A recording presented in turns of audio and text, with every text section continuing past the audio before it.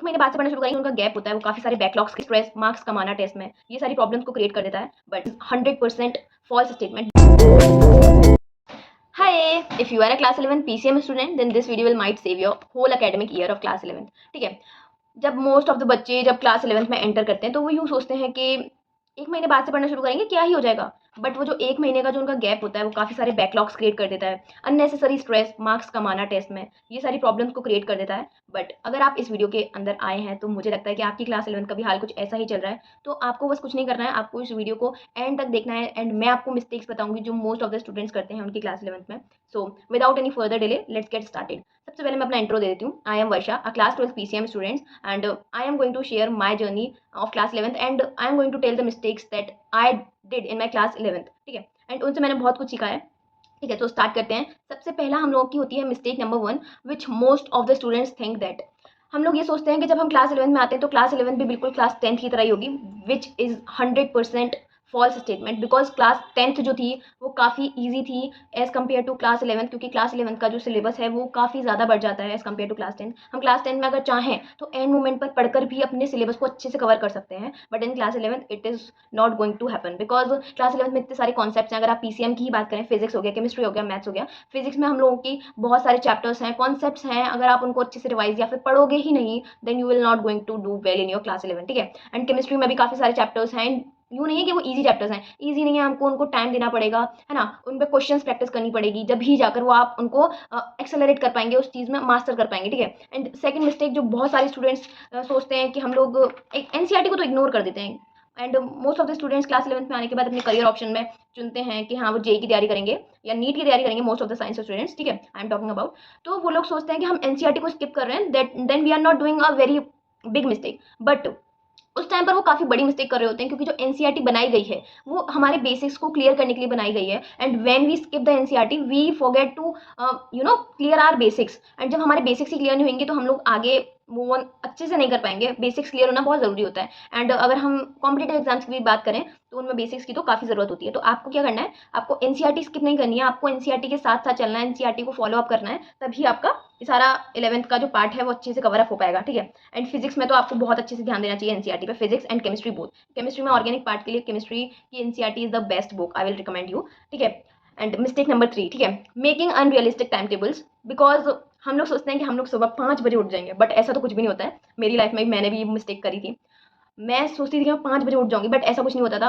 मैं सोती ही लेट थी तो मैं उठती भी लेट थी। तो आपको क्या करना है, आपका अपना स्लीप शेड्यूल सुधारना है। स्लीप शेड्यूल सुधारने के साथ साथ आपको अपना जो टाइम टेबल है वो अपने अकॉर्डिंग बनाना है। अपने स्लीप शेड्यूल के साथ अपने ही स्लॉट्स डिवाइड करने हैं कि मुझे इस टाइम में ये काम करना है और इस टाइम में स्कूल जाना है। ये सारी चीज़ें आपको अपने अकॉर्डिंग सेट करनी है, not from the other one. ठीक है, तो ये हमारी मिस्टेक 3 होती है। ये मोस्ट ऑफ द बच्चे करते हैं कि हाँ हम लोग ये बना लेते हैं कि 14 आवर्स पढ़ेंगे, बट वो पढ़ प्रोडक्टिवली 8 आवर्स भी नहीं पढ़ पाते हैं। तो ये गलती आप लोग मत करना, क्योंकि जब हम लोग सोचते हैं कि हम लोग 14 आवर्स पढ़ लेंगे तो ऐसा तो नहीं हो पाता। क्योंकि अगर हम 8 आवर्स के लिए भी पढ़ते हैं प्रोडक्टिवली तो वो ज़्यादा बेनिफिशियल होता है as compare to studying 14 hours. ठीक है, तो वाली चीज़ है। अब हम देखते हैं mistake number 4, creating backlogs, which is the problem of most of the class 11th students, not even class 11th students, because backlogs तो बहुत लोगों के बन जाते हैं क्लास 10th 11th सबके ही। ठीक है, तो इसमें क्या करना है, आपको धीरे धीरे अपने बैकलॉग्स कंप्लीट करना है। कभी भी ये नहीं सोचना है कि मेरी आज एक वीडियो छूटी है तो कोई बात नहीं, कोई दिक्कत नहीं है उससे।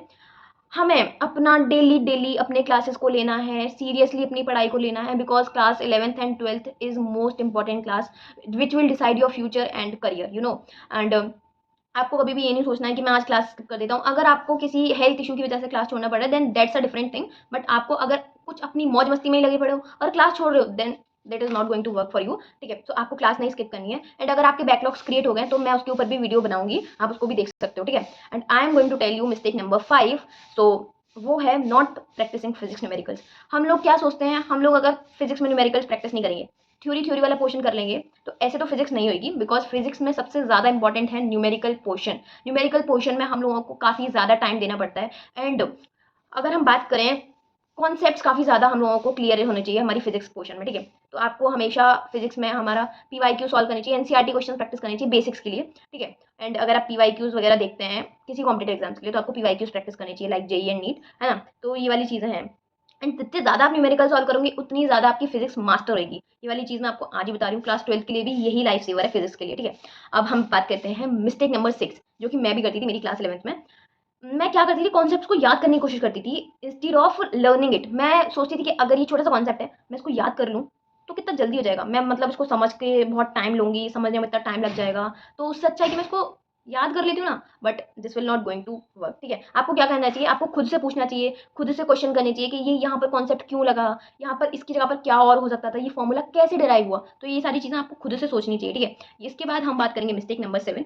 उसके उससे पहले मैं बात कर लूँ कि हम लोग मैथ्स के लिए भी ऐसे ही सोचते हैं कि यार मैथ्स क्या है, हम लोग तो थ्योरी पोर्शन हो गया, हम लोगों का मैथ्स हो गया। बट ऐसा नहीं है, मैथ्स के लिए भी हम लोगों को क्वेश्चंस के लिए तो बहुत ज़्यादा प्रैक्टिस करनी पड़ेगी, because maths is a subject which requires a lots amount of practice, you know. तो आपको प्रैक्टिस तो बहुत अच्छे से करनी है मैथ्स में। एंड आपको ये नहीं है कि अगर मैथ्स में आपने एक लेक्चर देख लिया then it is sufficient, no. आपने एक लेक्चर देख लिया, आपको लेक्चर के साथ साथ आपकी एनसीईआरटी के क्वेश्चन सॉल्व करने पड़ेंगे, other than NCERT question solve करने पड़ेंगे for your better understanding and better practice, ठीक है।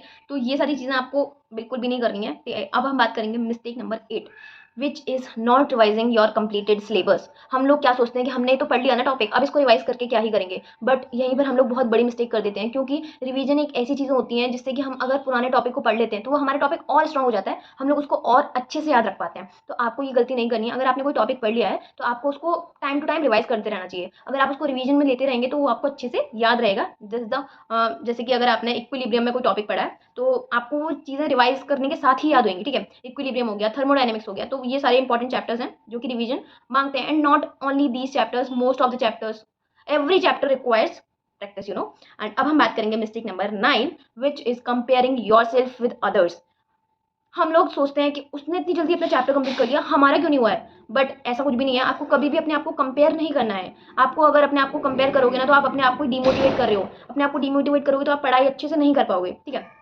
तो आपको अपने आप को बिल्कुल भी किसी से भी कंपेयर नहीं करना है कि उसके टेस्ट में मार्क्स इतने अच्छे आ रहे हैं, मेरे क्यों नहीं आ रहे। अगर आप अच्छे से पढ़ाई करोगे, आप भी प्रैक्टिस करोगे, क्वेश्चंस को प्रैक्टिस करोगे, रिवाइज करोगे, तो आप भी अपने मार्क्स स्कोर बढ़िया बना सकते हो। एंड यू नो आपका सिलेबस भी अच्छे से कवर होगा। बैकलॉग नहीं बनने देना है। बैकलॉग बनने से हमारा सिलेबस बहुत पीछे रह जाता है एंड इससे हमारी क्लास 11 क्या होती है, ऑलमोस्ट वेस्ट हो जाती है, ठीक है। तो बैकलॉग तो बिल्कुल भी नहीं बने देना है। So last and the least mistake which I am going to tell, ignoring your health, ठीक है। हम लोग क्या सोचते हैं, अब हम रात रात भर पढ़ेंगे, ऑल नाइटर पुल कर लेंगे एंड सुबह भी पढ़ लेंगे। सो क्या होता है, हम लोग कॉन्स्टेंटली पढ़ते जाते हैं विदाउट टेकिंग एनी ब्रेक्स, तो which will hamper your health, ठीक है। तो ऐसा नहीं करना है आपको। कॉन्स्टेंटली अगर आप पढ़ रहे हो तो आपको उसमें ब्रेक्स लेते रहना चाहिए, जिससे कि आपका जो फोकस है और कॉन्सेंट्रेशन पावर है वो बढ़ेगा and this will help to focus on your studies well. तो आपको ये सारी चीज़ें नहीं करनी है। And I will suggest only one thing, class 11 कभी भी टफ नहीं है। अगर आप उसको अच्छे से पढ़ते हो, अच्छे से अपना टाइम को यूटिलाइज करते हो, तो आपको क्लास 11 टफ नहीं लगेगी। एंड आप बताना मुझे कमेंट्स में कि आप कौन सी गलती करते थे अपनी क्लास 11 में, या फिर आप अभी भी कर रहे हो एंड आप कौन सी गलती अपना अभी सुधारोगे इस वीडियो को देखने के बाद। Tell me in the comments right now and thank you for watching till the end and bye bye and subscribe for more such amazing videos.